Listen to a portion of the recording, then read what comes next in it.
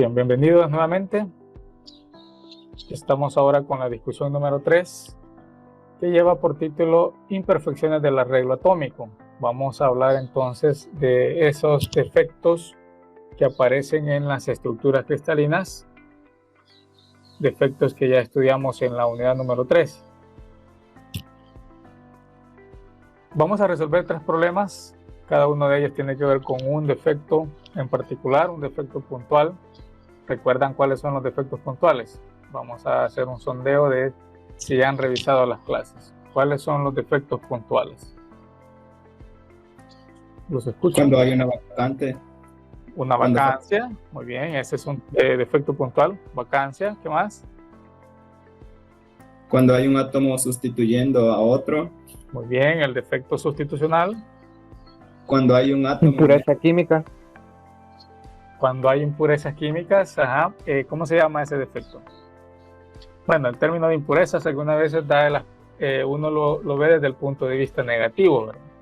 Pero acá en Ciencia de los Materiales vamos a ver que al agregar impurezas a un elemento, pues logra mejorar sus propiedades mecánicas. En el caso del hierro, por ejemplo, si agregamos carbono, este se convierte en acero y mejora sus propiedades mecánicas, en general sus propiedades mecánicas. Ya hablamos de la vacancia, ya mencionaron también lo sustitucional, y el último que falta es el defecto intersticial. Recuerdan que hay dos tipos de defectos, que son los espacios que están normalmente vacíos dentro de la estructura. Ahí aparecen los dos grupos, podemos llamarlo de esa forma, el intersticial tetraédrico y el intersticial octaédrico. Son los espacios normalmente vacíos dentro de la red. ¿Cuáles son esos espacios normalmente vacíos? Pues si lo vemos en esta imagen que tenemos a la derecha de una celda cúbica centrada en las caras, una FCC, este espacio que ven acá, si observan lo que estoy señalando por acá, ¿se observa el puntero del mouse? Sí. Muy bien, este es un espacio normalmente vacío. Este otro que se ve por acá es un espacio normalmente vacío, y así vamos a encontrar espacios normalmente vacíos, espacios que no están siendo ocupados por átomos. Entonces, cuando hablamos de impurezas, en esos espacios pequeños es donde puede alojarse un tipo de impureza. Hablamos de carbono, hidrógeno, nitrógeno, cualquier otro elemento que tenga un radio atómico menor que el radio atómico de la estructura del cristal. Esos son los espacios normalmente vacíos. Hay que distinguir bastante esto. Los defectos sustitucionales y los defectos de vacancia se refieren a los puntos que están normalmente ocupados por un átomo y que en el caso de las vacancias hace falta. En el caso de los sustitucionales, se ha alojado en este espacio, por ejemplo, que tenemos aquí, donde normalmente está un átomo, se ha alojado un átomo de otra especie. Entonces hablamos ahí del defecto sustitucional.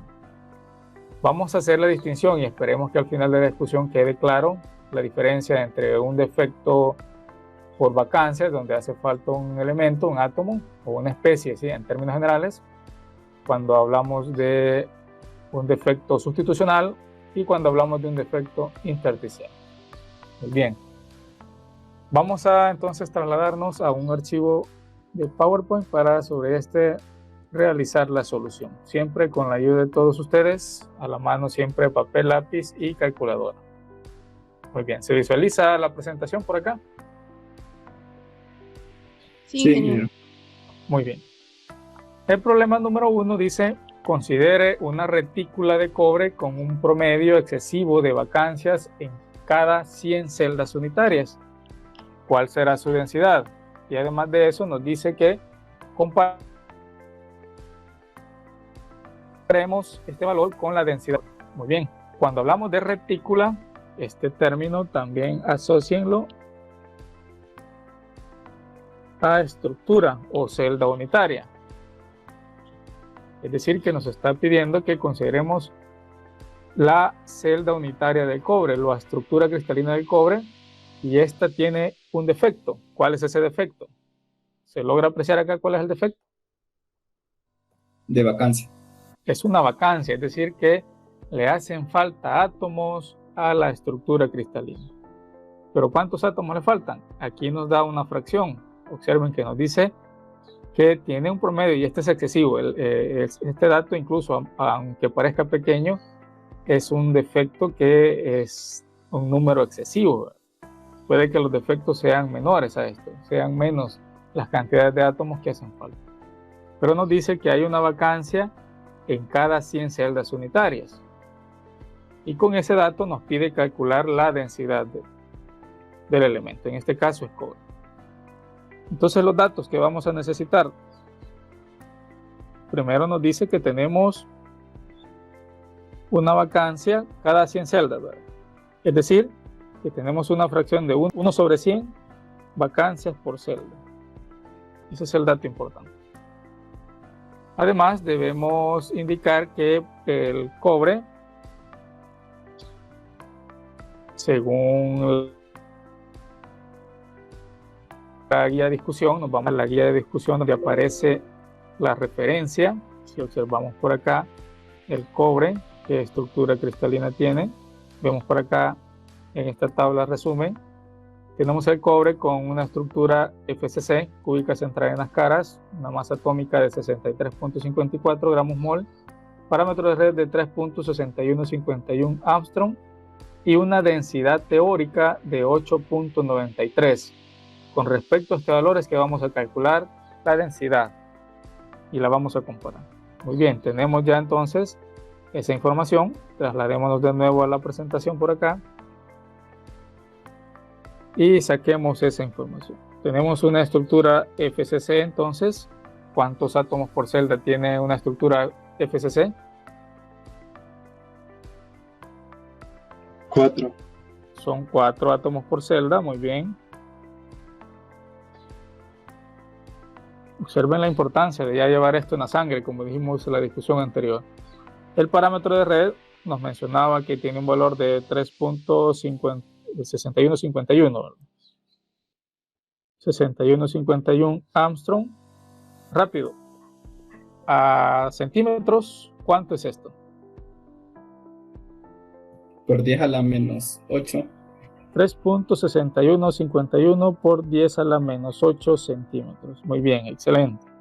La masa atómica del cobre, ya mencionamos también por ahí que aparece en la tabla, de 63.54 gramos sobre mol. Y la densidad teórica, le vamos a poner, si quieren, densidad teórica. 8.93 gramos sobre centímetro cúbico. Tenemos esta información y procedamos a aplicar la expresión. Vamos a indicar que si la densidad, cuál es la expresión para la densidad y cómo se modifica esta relación respecto a un dato importante. Siempre la expresión, quizás vamos a hacer más pequeño esto, es el número de átomos por celda por la masa atómica entre el volumen de la celda unitaria. Algunas veces se coloca CU, ¿verdad? Volumen de la celda unitaria por el número de Avogadro. El volumen de la celda unitaria, como ya sabemos, es un cubo, es una estructura cúbica, solamente es el parámetro de red al cubo. Pero ¿cómo se modifica esta si nosotros tenemos un defecto de este tipo? Vacancias, como dice por acá, vacancia. Como la vacancia implica que hace falta un átomo, entonces en este caso es una fracción, ¿verdad? El átomo que corresponde a una celda debería afectarse por ese espacio que falta o ese átomo que falta. Tendríamos entonces número de átomos por celda menos el dato de las vacancias por celda, y ahora sí esto multiplicarlo por la masa atómica dividida entre el volumen de la celda unitaria, en este caso es el parámetro de red al cubo, y el número de Avogadro. ¿Se comprende esto que acabamos de indicar? Observen bien esto, cómo se modifica la expresión de la densidad cuando estamos abordando un defecto de vacancia. ¿Se comprende? Se comprende. Excelente, muy bien. Recuerden que vacancia es un elemento que hace falta en un espacio normalmente ocupado. Por lo tanto, de esta forma es como debemos modificar esta expresión. Ahora si sustituimos, veamos qué resulta. El número de átomos por celda, ya dijimos, debería en teoría tener 4 átomos por celda, pero no los tiene completamente, porque le vamos a restar las vacancias. Y esa vacancia dice que es 1 sobre 100. Tenemos 4 menos 1 sobre 100. La masa atómica, 63.54. Estos son gramos sobre mol. El parámetro de red al cubo, 3.6151 por 10 a la menos 8. Esto debe ir elevado al cubo. Y el número de Avogadro, que ya lo conocemos, 6.022 por 10 a la 23. Si me ayudan con el cálculo de cuánto resulta la densidad. Todos haciendo el cálculo para que hagamos la comparación. 8.91 me dio a mí. 8.91. Veamos qué dicen los demás compañeros. 8.91 unidades. Gramos sobre centímetro cúbico. Muy bien. Excelente. ¿Qué dicen los demás compañeros? Sí, eso me dio a mí también. Muy bien. Tenemos una segunda confirmación, por favor. Confirmo, también me dio lo mismo. Excelente, gracias. 8.91 gramos sobre centímetros cúbicos. Esa es la densidad ya considerando un defecto, es decir, una densidad un tanto más real, porque ya consideramos ese defecto. Si la comparamos con la ideal, vamos a ver, densidad ideal,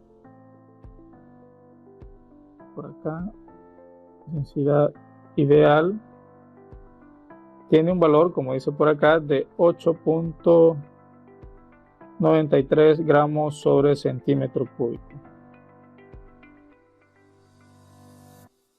¿Será lógica la respuesta que nos ha dado respecto a la ideal? Observen que la ideal es mayor que la real. ¿Es un valor lógico el que tenemos?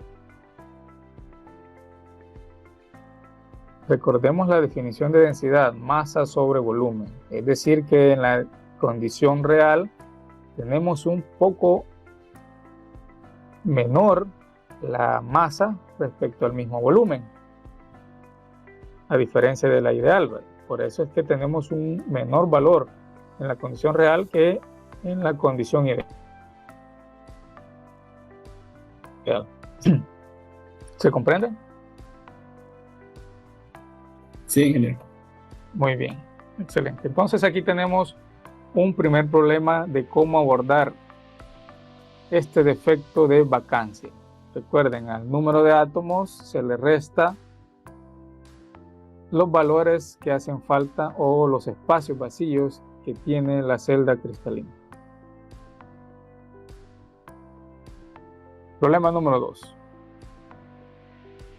La densidad del hierro es de 7.882 gramos sobre centímetros cúbicos y el parámetro de red es de 0.2866 nanómetros. Cuando se introducen átomos de hidrógeno en las posiciones intersticiales. Y nos dice, calcule en el literal A la fracción atómica de los átomos de hidrógeno y el número de celdas unitarias en promedio que contienen átomos de hidrógeno. ¿Qué tipo de defecto es este? Observen la figura que tenemos aquí a la izquierda. El hierro está formando la estructura cristalina Intersticial. y muy bien, el hidrógeno está ubicado en los espacios normalmente vacíos de la celda o de la estructura cristalina, de la celda unitaria. Entonces tenemos un defecto intersticial. Afortunadamente acá no nos dice que analicemos uno de esos en particular. Si quiere que analicemos solo los intersticiales tetraédricos o los intersticiales octaédricos. Si nos indicara eso, el problema fuese un poquito más complejo. Pero acá está hablando en términos generales de cualquiera de esos dos: intersticiales, tetraédricos u octaédricos. Y nos pide que calculemos la fracción atómica de los átomos de hidrógeno, es decir, en cuánto por ciento está colocado el hidrógeno dentro de cada una de las celdas unitarias. ¿Cuál es la información que necesitamos? Agreguemos esos datos. De tablas, si nos vamos nuevamente, bueno, acá nos da el dato también de la densidad de 7.882 gramos sobre centímetros cúbicos. Nos da el parámetro de red de 0.2866 nanómetros. Rápidamente, ¿cuánto sería esto en centímetros? ¿Cuánto sería en centímetros? ¿Recuerdan cuál es la equivalencia de a cuánto equivale un nanómetro en centímetros? 10 a la menos 7. 10 a la menos 7, muy bien. Entonces acá solamente coloquemos 0.2866 por 10 a la menos 7 centímetros. Ya lo tenemos en centímetros. También de la guía de discusión nosotros podemos indicar cuál es la estructura cristalina del hierro. Si nos vemos por acá, en su guía de discusión aparece por acá en la tabla resumen que el hierro tiene la estructura BCC.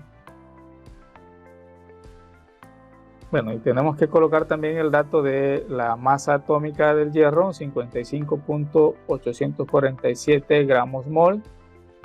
Tenemos también la masa atómica del hidrógeno, que esa la podemos sacar de tabla. Eso es sencillo el dato. Es uno de los datos que ustedes más conocen. Aproximadamente, ¿cuánto vale la masa atómica del hidrógeno? Ingeniero. 1. Ingeniero, el prefijo nano no equivale 10 a la menos 9. Sí, metros. Ah, sí. Sí. Perdón, gracias. Sí, Muy bien. Sí, a veces se nos puede escapar, ¿verdad? Eso. Pero Sí, esa es sí, la menos, 10 a la menos 9 metros, y aquí lo transformamos de una vez a centímetros. ¿Estamos bien? Sí, ingeniero, no había tomado en cuenta eso. Ok, está bien. La estructura BCC, ¿cuántos átomos por celda tiene? 2. Son 2 átomos por celda, muy bien. Además, ya mencionamos la masa atómica del hierro de 55.847 gramos sobre mol, y la masa atómica del hidrógeno, que no me dijeron cuánto vale. 1. Aproximadamente 1. Su dato exacto sería 1.0078 gramos sobre mol. Muy bien. Con ese dato vamos a trabajar. Pero si trabajan con 1 no hay problema. Como les he mencionado, en los parciales siempre se les va a indicar, todo va a ser bastante específico. El número de decimales con el que se quiere que trabajen, perdón.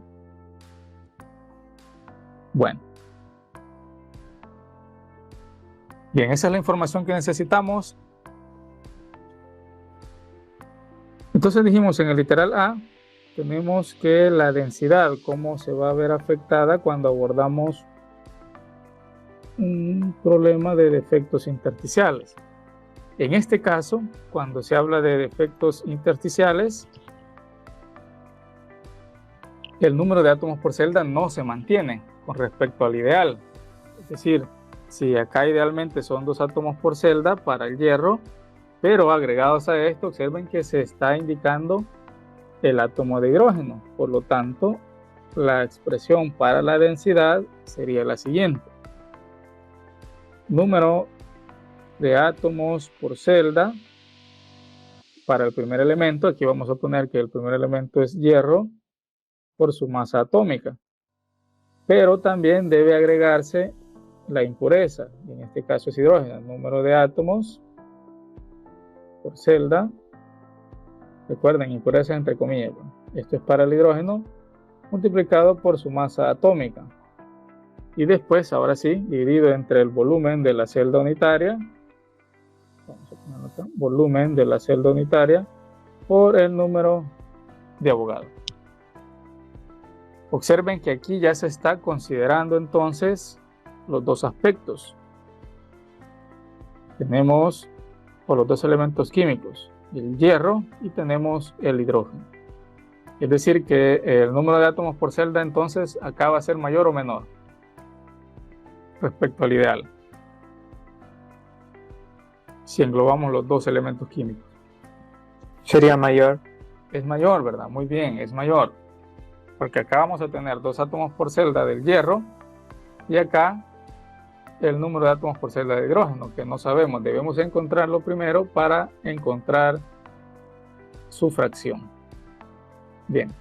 Observen que tenemos el dato de densidad, tenemos el número de átomos por celda para el hierro, tenemos su masa atómica, tenemos la masa atómica del hidrógeno. El volumen de la celda unitaria lo podemos calcular porque tenemos el parámetro de red, que es el hierro el que está formando la estructura cristalina. Sabemos que es A al cubo y el número de Avogadro. Entonces lo que no tenemos es el número de átomos por celda del hidrógeno. Lo vamos a encontrar para después encontrar su fracción atómica. Si despejamos de acá, vamos a tener que el número de átomos por celda, en este caso para el hidrógeno, ¿cuál es la expresión que resulta? Vamos a tener la multiplicación de la densidad, el volumen de la celda unitaria, el número de Avogadro. A ese término le vamos a restar el producto del número de átomos por celda para el hierro por su masa atómica. Y esto lo vamos a atómica del hidrógeno. Sustituyamos ahora toda la información. Recordemos que el volumen de la celda unitaria es el parámetro de red al cubo. Si quieren lo vamos a anotar por acá. Volumen de la celda unitaria es parámetro de red al cubo porque es una estructura BCC. Siempre sigue siendo cúbico para este caso. Hagamos la sustitución. Vamos a tener que el número de átomos por celda para el hidrógeno, veamos de cuánto resulta. La densidad dijimos 7.882 gramos sobre centímetros cúbicos. El volumen de la celda unitaria es el parámetro de red al cubo, 0.2860 a la menos 7. Por 10 a la menos 7, esto elevado al cubo. El número de Avogadro, 6.022 por 10 a la 23, menos el número de átomos por celda del hierro, son 2. Su masa atómica, dijimos 55.847. Aquí ya hay poco espacio, pero acá dice 55.847 y lo vamos a dividir entre la masa atómica del hidrógeno, 1.0078 gramos sobre.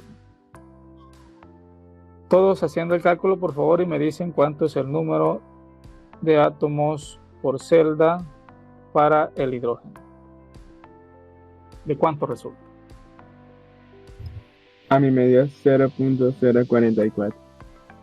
Con otros dos decimales más, 0.044 89. Muy bien.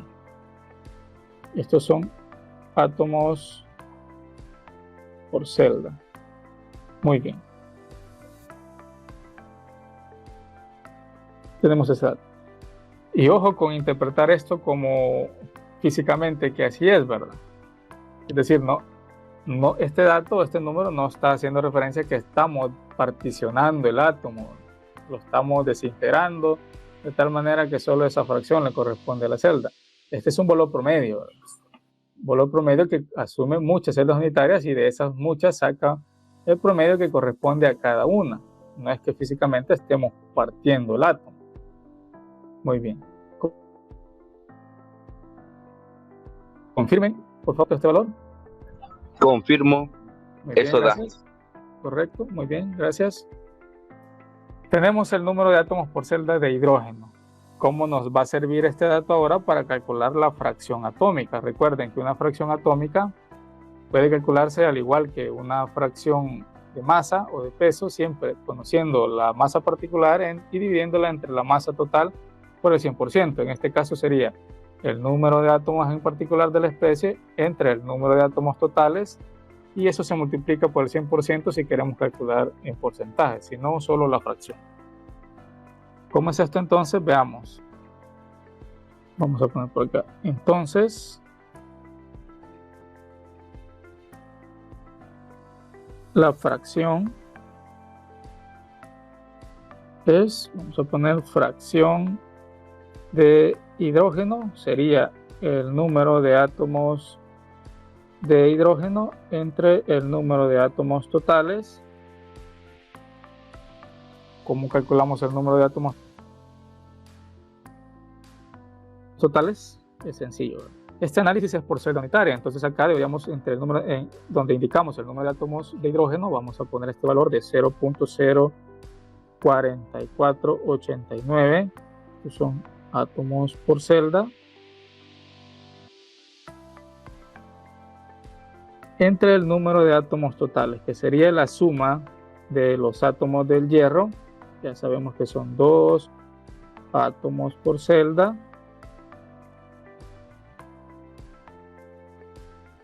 más los átomos de hidrógeno, 0.04489 átomos por celda.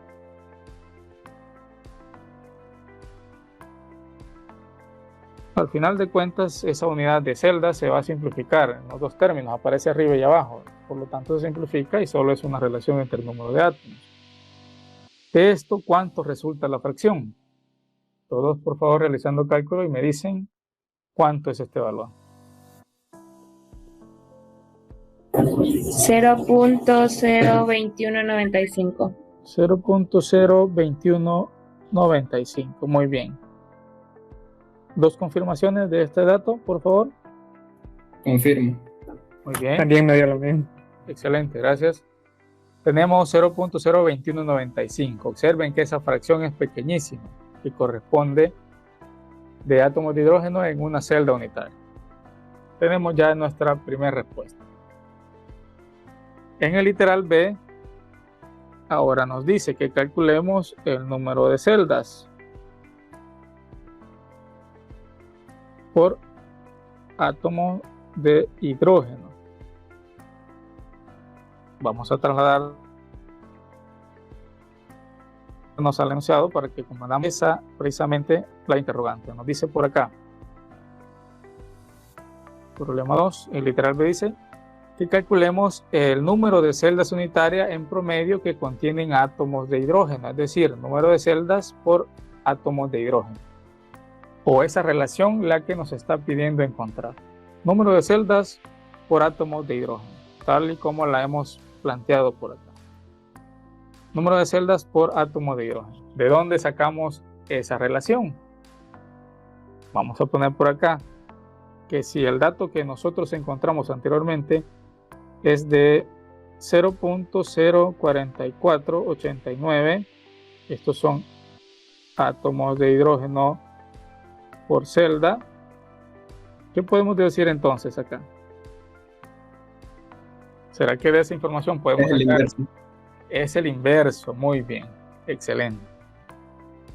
Entonces, si nosotros queremos ahora calcular el número de celdas por átomo de hidrógeno, simplemente es el inverso de esta relación, 1.4489 átomos de hidrógeno por celda. Es decir, que al reordenar los términos,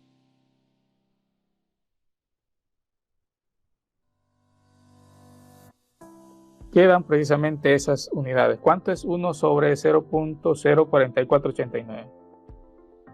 22.27. Ajá, 22.27 me da también. Correcto, correcto. Por acá, verifiquemos bien ese cálculo. 22.27. Debe ser un dato grande, ¿verdad? Porque estamos dividiendo la unidad entre un número bastante pequeño. 66. ¿Perdón? 22.27, 66. 66. Bien, podemos dejarlo acá entonces, 22.2766. Y si observamos el análisis dimensional, aparecen entonces acá arriba las celdas por átomos de hidrógeno. Esta es la información que nos pide encontrar en el literal B. Es decir, que se necesitan alrededor de 22 celdas para alojar completamente un átomo de hidrógeno. Así es como debemos interpretar esto. Entonces, un átomo de hidrógeno está repartido cerca de en promedio con 22 celdas unitarias. Y ahí es como se interpretan estas fracciones, ¿verdad? No es que estemos físicamente particionando el átomo. ¿Estamos claros con esto? Sí, ingeniero. Muy bien. ¿No hay dudas por acá? ¿Vamos bien con este ejercicio? Todo claro. Muy bien. Ya llevamos dos tipos de defectos. El primero fue de vacancias. Observamos cómo se modificó la ecuación de la densidad respecto a ese defecto. En este segundo, un defecto intersticial, donde vimos cómo se modifica la ecuación de la densidad respecto a este defecto. Y mencionábamos que aquí el número de átomos por celda no se mantiene, ¿verdad?, respecto al ideal. Es mayor porque se está agregando otra especie a la estructura cristalina. Y vamos con el último ejercicio, el problema número 3. Veamos cómo interpretamos esto. El cobre y el níquel forman una aleación sustitucional. Esto significa que la estructura cristalina de una aleación cobre-níquel consiste en átomos de níquel que sustituyen los átomos de cobre en las posiciones regulares de la celda FCC. Para una aleación cobre 70% níquel, nos hace la pregunta: ¿qué fracción de los sitios atómicos ocupa el níquel? Y en el literal B, ¿cuál es el valor de la densidad de la aleación? Primero, identifiquemos qué tipo de defecto es. Sustitucional. Muy bien, sustitucional. ¿Qué implica eso?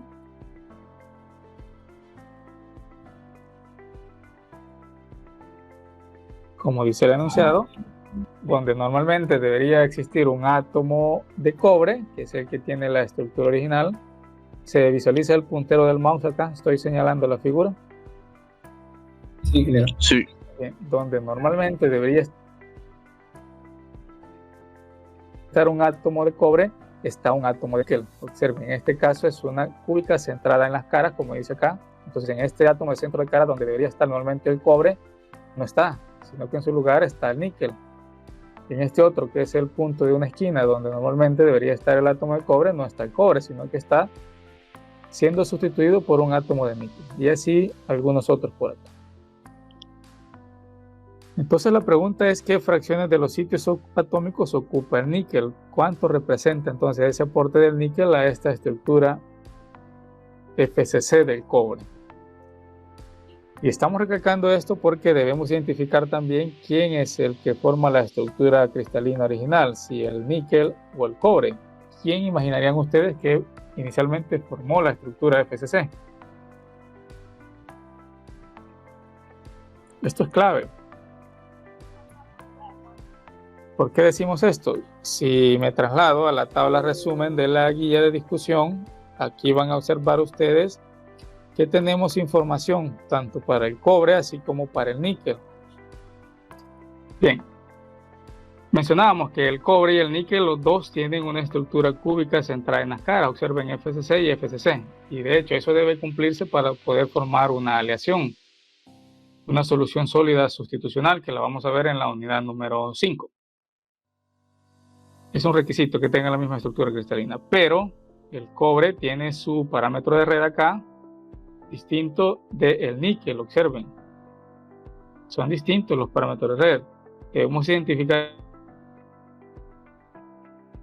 entonces quién es el cristalina para saber qué parámetro de red vamos a tomar. Recuerden que el volumen es el parámetro de red al cubo, pero ustedes pueden llegar a un momento y preguntarse: ¿cuál parámetro? Si tomamos el del níquel o tomamos el del cobre. De ahí es donde debemos analizar quién es el que está predominando en formar la estructura. ¿Quién será? El cobre. El cobre, muy bien, el cobre. a excepción del que el ejercicio nos diga el parámetro de red se incrementa en un tanto por ciento porque se ha agregado el níquel, entonces debemos hacer la consideración de ese tanto por ciento de incremento en el parámetro de red. Eso complicaría un poquito más el ejercicio, así es que se los dejo de tarea por ahí, que investiguen ejercicios como ese. Siempre estamos atentos al correo para cualquier duda. Muy bien. Los datos que tenemos entonces es que la aleación es, como bien dice por acá, cobre, 30% de níquel. Esto puede interpretarse también peso de cobre y 30% en peso de níquel. Esta es la forma en la que vamos a trabajar las aleaciones o soluciones sólidas más adelante. 70% en peso cobre y 30% en peso níquel. Ese es un porcentaje en peso. Cualquiera podría decir, bueno, si ya tengo entonces el porcentaje, puedo transformar la fracción y decir que entonces esa fracción es la respuesta que me pide la primera pregunta. ¿Por qué no es cierto esto que acabo de indicar?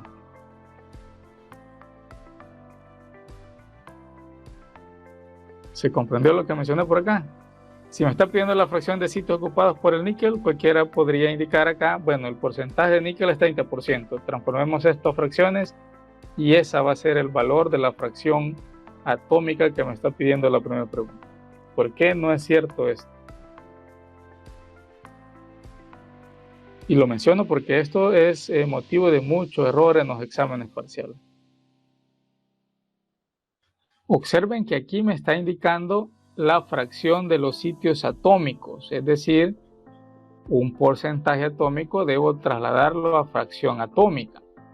Pero aquí esto me está dando porcentajes peso o porcentajes masa. Entonces no es solamente decir que este porcentaje lo transformo a fracción y eso es lo que me está pidiendo aquí, porque aquí me está pidiendo fracción atómica, no me está pidiendo fracción masa. Entonces no es este, simplemente resultado. Indico esto porque muchos confundimos la fracción o porcentaje atómico con la fracción o porcentaje peso. No son lo mismo.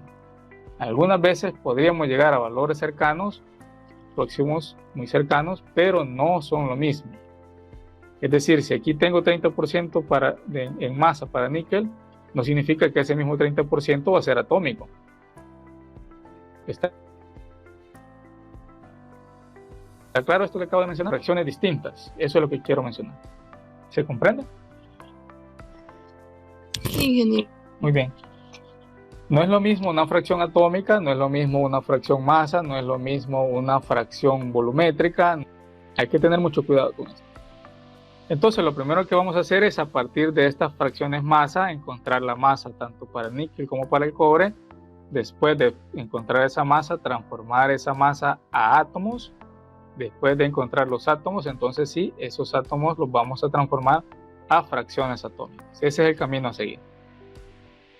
Y para esto, bueno, acá además de que es una aleación, nos dice que tiene una estructura FCC y la forma el cobre.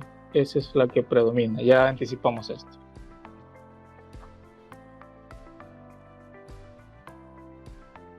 De la manera más rápida que resulta para transformar esos porcentajes a masa es asumiendo una masa base. Vamos a asumiendo una masa de 100 gramos, es decir que nuestra masa total va a ser de 100 gramos.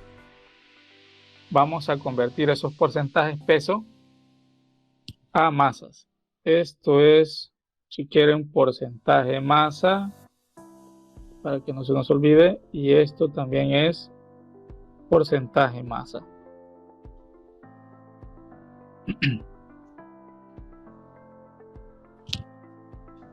Lo vamos a hacer acá a la pantalla. Si el porcentaje, por ejemplo, de níquel es igual a la masa de níquel dividida entre la masa total y esta la multiplicamos por el 100%, este tipo de expresión ya lo vimos en la discusión anterior. De acá nosotros podemos despejar la masa de níquel. Masa de níquel es igual, haciendo todas las operaciones, el porcentaje de níquel entre el 100% por la masa total. Algunas veces acá este porcentaje, para saber qué es peso o masa, eso sí es lo mismo, se le pone una P por acá, porcentaje peso o porcentaje masa. Ya dijimos que eso sí se va a entender por igual. Entonces podríamos acá calcular que la masa del níquel es el porcentaje de níquel, como vimos por acá, 30%. Eso lo vamos a dividir entre el 100% y lo vamos a multiplicar por la masa base. Ya dijimos que la masa base son 100 gramos. Y de esto la masa de níquel, ¿de cuánto resulta?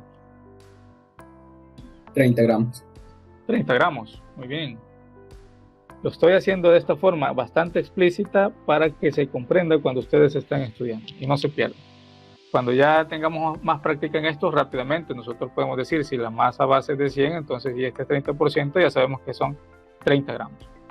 Rápidamente, ¿cuánto sería para el cobre entonces? 70 gramos. 70 gramos. Muy bien, pero lo vamos a dejar bastante indicado acá. Sí, entonces acá el porcentaje de cobre es igual a la masa de cobre entre la masa total por el 100%. Entonces igual, acá la masa del cobre sería el porcentaje peso siempre, ¿verdad?, del cobre entre el 100% por la masa total.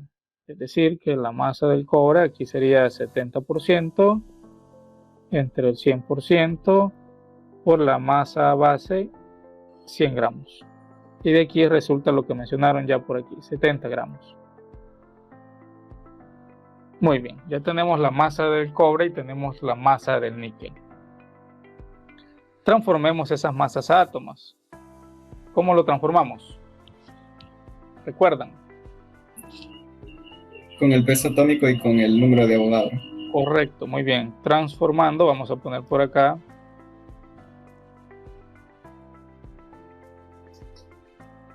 masas a átomos. Muy bien. Primer caso para el níquel, fue la primera masa que encontramos, cuya masa dijimos vale 30 gramos. Recordemos las expresiones que dijimos, que si la masa total es igual al número de moles por la masa atómica, vamos a despejar el número de moles y tener masa sobre masa atómica. También tenemos la otra expresión, que el número de átomos es igual al número de moles por el número de Avogadro. Al hacer esta sustitución, aquí tendríamos masa sobre masa atómica, número de Avogadro. Esta es la ecuación general que vamos a utilizar. Aquí esa mayúscula. Es decir, que si la acoplamos para el níquel, que tenemos acá, número de átomos de níquel es igual a, quizás hay poco espacio, vamos a borrarlo y lo vamos a escribir en otro lado por acá, por acá. Número de átomos de níquel es igual a la masa atómica del, la masa total entre la masa atómica del níquel y aquí por el número de Avogadro. Hagamos la sustitución. Número de átomos de níquel es igual, ¿cuánto dijimos que vale la masa? 30 gramos. La masa atómica del níquel la anotamos anteriormente por acá, o la tenemos en la tabla referencia. Vamos a ir a 58.71. Muy bien, gracias. Entonces de una vez acá, ¿me dice? 58.71. 58.71, muy bien, gramos mol. Y el número de Avogadro 6.022 por 10 a la 23. ¿Cuánto es entonces el número de átomos de níquel? 3.077 por 10 a la 23. 3.077, un dígito más, un decimal más. 77.2. 2, muy bien. Por 10 a la 23. Sí. Muy bien, átomos. Tenemos ya el número de átomos del níquel. Ahora todos calculando para el cobre. ¿Por qué necesitamos para el cobre? La masa, dijimos acá, para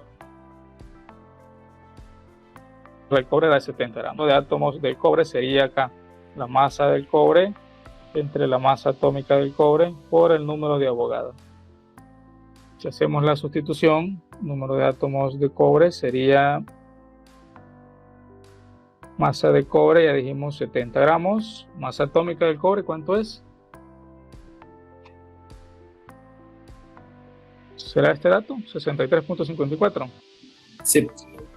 Por 6.022 por 10 a la 23. Muy bien. ¿Cuánto da por acá? Número de átomos de cobre. 6.6342. 6.6342 por 10 a la 23 átomos. Muy bien. Tenemos ya los dos átomos. Ahora calculemos el número de átomos. Vamos a poner acá átomos totales. Vamos a ponerle el número de átomos totales. Sería la suma del número de átomos de níquel más el número de átomos de cobre. No vamos a poner los números, sino que de una vez díganme cuánto es ese valor. Sumemos esos dos datos. 9.7114 por 10 a la 23. Por 10 a la 23. ¿Podemos confirmar los demás este dato? Sí, ingeniero, confirmo. Correcto, muy bien, gracias. Tenemos ya el número de átomos totales. ¿Para qué nos va a servir todo esto? Perdón.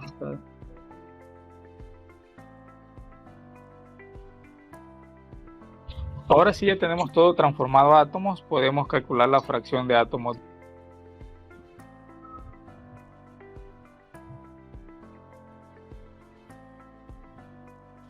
La fracción de átomos de níquel, esto sería número de átomos de níquel entre el número de átomos totales. Es decir, ¿cuánto es para el níquel? Dijimos 3.0772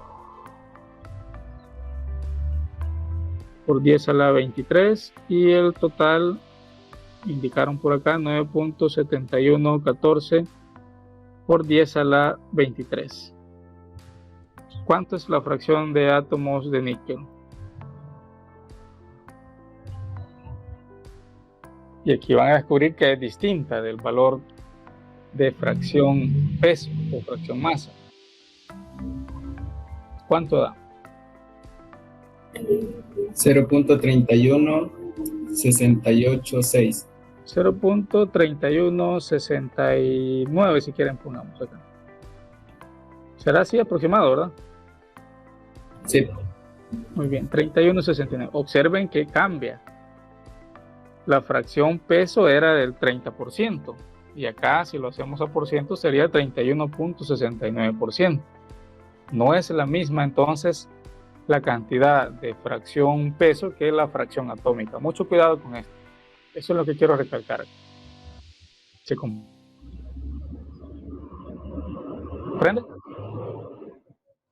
Sí, ingeniero. Sí, ingeniero, se comprende. Calculémosla también para el cobre porque la vamos a necesitar. A pesar de que la respuesta para el literal A es esto, solamente es eso. Pero para el cobre también calculemos. Tenemos que la fracción atómica para el cobre sería igual número de átomos de cobre entre el número de átomos totales.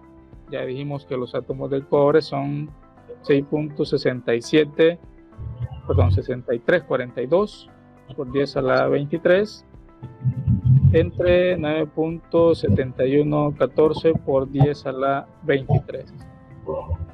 ¿Cuánto da esa fracción?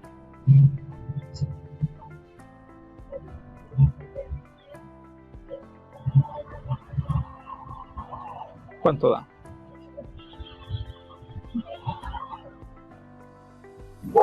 0.6831. 0.6831. Muy bien. Lo que sí es cierto que sumada la fracción atómica de níquel más la del cobre nos tiene que dar la unidad, ¿verdad? Eso siempre debe cumplirse. Pero también observen que resultó distinta al 70% que teníamos para la fracción peso. Nuevamente recalcamos, no es lo mismo una fracción peso que una fracción atómica. Mucho cuidado con eso. Ahora vamos con el literal B. En el literal B nos pide la densidad. Bien, la densidad, ¿cómo vamos a modificar la expresión de la densidad cuando estamos hablando ahora del defecto sustitucional? Recordemos, hay un átomo que está sustituyendo a la especie que está formando la estructura cristalina. Entonces, en este caso, ¿será que el número de átomos por celda se mantiene, aumenta o disminuye? Se mantiene. Muy bien, se mantiene. Sí, correcto, se mantiene. Como lo vemos en la figura, acá, el número de átomos por celda debe permanecer. Lo único que está haciendo una especie es sustituir a la que estaba normalmente en la estructura. Por lo tanto, si esta es una FCC, el número de átomos por celda, que son 4, debe permanecer siempre constante.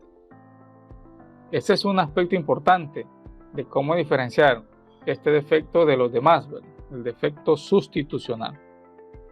Entonces, si ese número de átomos por celda debe mantenerse, la expresión de la densidad siempre debe indicarse como el número de átomos por celda, en este caso para el primero, que es el cobre, masa atómica del cobre, más el número de átomos por celda para el níquel, la masa atómica del níquel, entre volumen de la celda unitaria. Si quieren de una vez, como ya sabemos que es FCC, pongamos parámetro de raíz al cubo, que es el volumen, por el número de Avogadro. Muy bien. Observen que de esta forma se aplica ahora la ecuación de la densidad, pero recalcando que al sumar el número de átomos por celda del cobre más el número de átomos por celda del níquel, esa suma debe resultar en 4 átomos por celda. Entonces debemos encontrar esos dos valores. ¿Cuánto creen que corresponde al cobre y al níquel del número de átomos por celda? ¿Y cómo hacemos esto? Si lo que tenemos son átomos totales de níquel y átomos totales de cobre. ¿Cómo lo abordamos ahora desde el punto de vista de celda unitaria? Multiplicándolo por la fracción. Excelente. Debe entonces, vamos a poner por acá, debe encontrarse el número de átomos por celda de los dos elementos. Entonces vamos a poner desde el punto de vista de celda unitaria,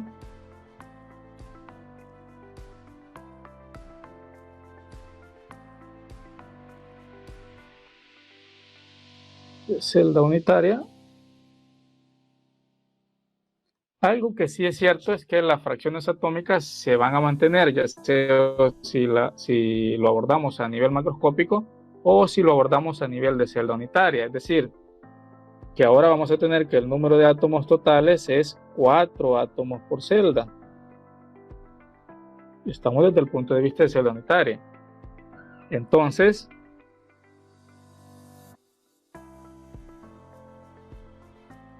la fracción sigue manteniéndose. Fracción de níquel es igual al número de átomos de níquel entre el número de átomos totales. Es decir, como bien dijeron por acá, multipliquémoslo por la fracción, pero lo estoy haciendo acá lo más explícito posible para que no se pierdan cuando están estudiando. Vamos a multiplicar la fracción atómica, recuerden, fracción atómica de níquel por el número de átomos totales. Y así ya dijimos que el número de átomos totales para hacer el análisis por celda unitaria es 4. Aquí sería la fracción que sigue cumpliéndose de 0.6831 3169 por 4 átomos por celda. ¿Cuánto resulta acá? Por favor, todos. Número de átomos por celda del níquel. ¿Cuánto es?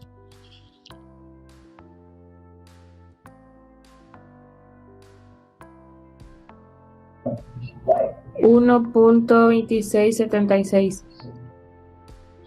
No puede ser 6.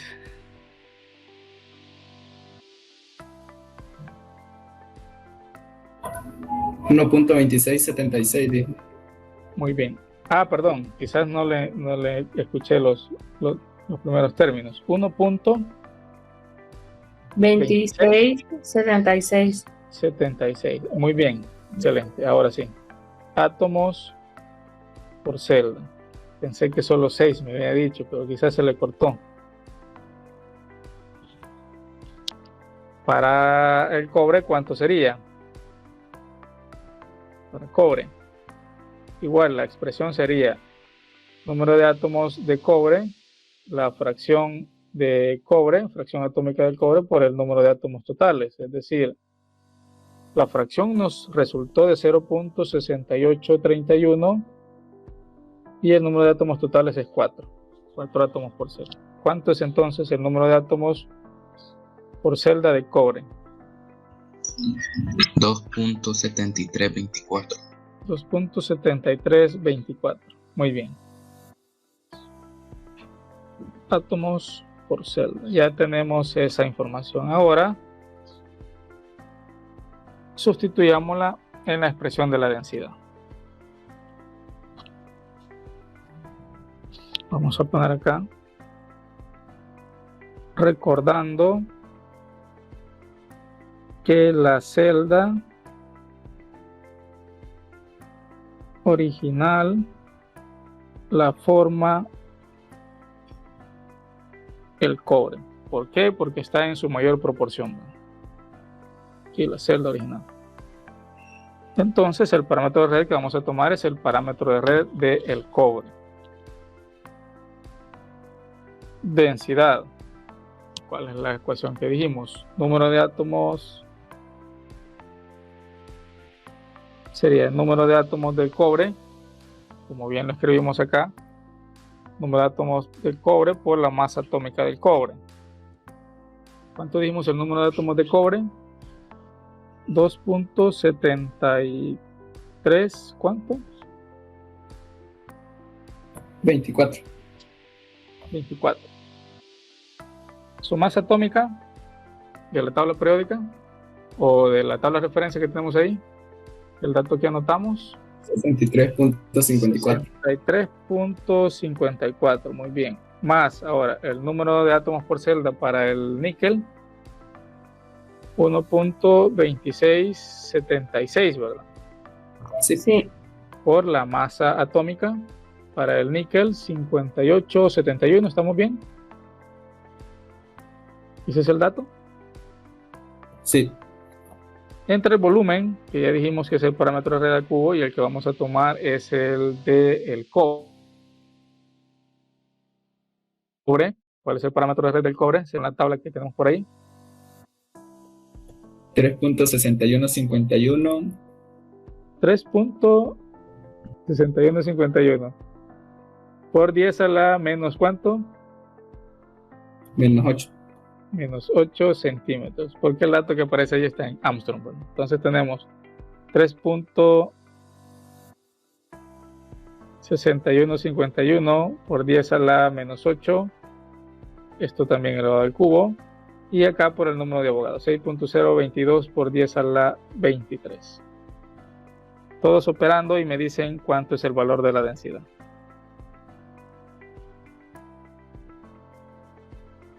A mí me dio 8.71797 gramos sobre centímetros cúbicos. 8.71797. Quizás acá ya solo demos 2 decimales para que no. Dejémoslo en 8.72 gramos sobre centímetros cúbicos. Muy bien. ¿Los demás pueden confirmar este valor? Confirmo el dato del compañero. Muy bien, Co- gracias. ¿Perdón? Confirmo. Confirma, muy bien, gracias. Entonces aquí tenemos el dato de la densidad de la aleación. Observen 8.72 gramos sobre centímetros cúbicos. Con esto damos respuesta entonces a la segunda pregunta del problema 3. ¿Consultas, dudas hasta acá? Aspectos importantes. Diferenciar siempre de qué defecto se trata. Vacancias, intersticiales o sustitucionales. Identificar entonces que no es lo mismo una fracción peso o masa que una fracción atómica. Mucho cuidado con eso. Recalco esto porque en los exámenes siempre sale más de alguno tomándolos por igual y desde el inicio entonces ahí el problema ya está mal. Mucho cuidado con eso. Siempre estamos ahí atentos de sus consultas, de sus dudas por correo electrónico. El institucional, claro está. También pueden hacerlo por mensaje interno en el aula virtual y también se les ha programado horarios de consulta que van a estar atendidos por los compañeros de auxiliar de cátedra que tenemos a cargo. Son 2 estudiantes, cada uno de ellos tiene 3 horarios distintos de consulta, así es que pueden acudir también a esos horarios o escribirnos a nosotros al correo. La ingeniera Leila y mi persona siempre vamos a estar atentos a ellos. Entonces, si no hay mayores consultas, nos quedamos hasta acá y les deseo a todos una feliz tarde. Gracias, Inge.